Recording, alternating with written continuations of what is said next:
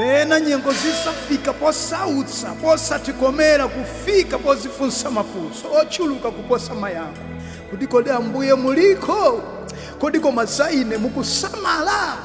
Owerenga Baibulo azindikire tikukhala mdziko laweni mbale sipa kwathu baba tili nako kwathu.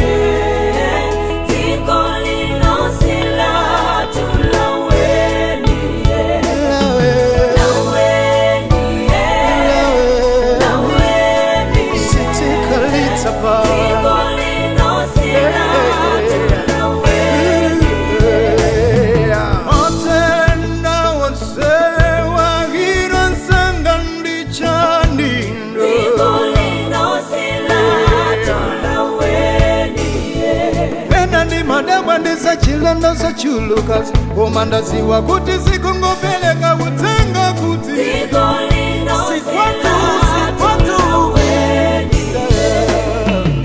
kondo chala kukilana sonse njani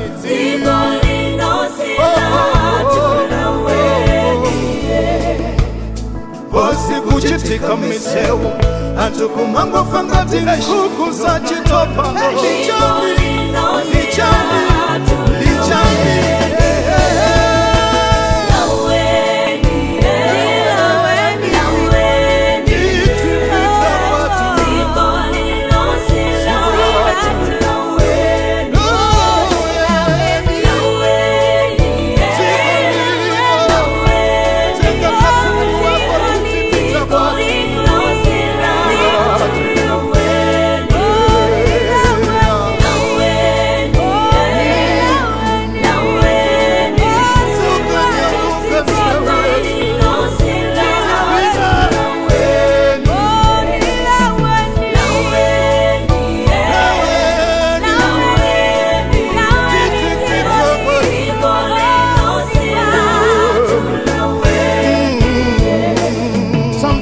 Pamene tikukhala mdziko laweni Mateyu chapter 24 palima pakuti mtundu umodzi wa anthu udzaukirana ndi mtundu wina ndi ufumu nzake kulimbana ndipo kudzakhala njala zivomerezi koma ndizo zonsezi zowawa zoyamba. Pamenepo adzakuperekani inu kunsautso nadzakuphani ndi anthu a mitundu yonse adzadana nanu chifukwa cha dzina langa. Ndipo pomwepo ambiri adzakhumudwa nadzaperekana wina ndi mnzake ndipo aneneri onama ambiri adzauka nadzasokeretsa anthu ambiri. Ndipo chifukwa cha kuchuluka kwa kusayeluzika chikondano cha anthu aunyinji chidzazirala koma iye wakulimbikira chilimbikira kufikira chitsiriziro yemweyo adzapulumuka.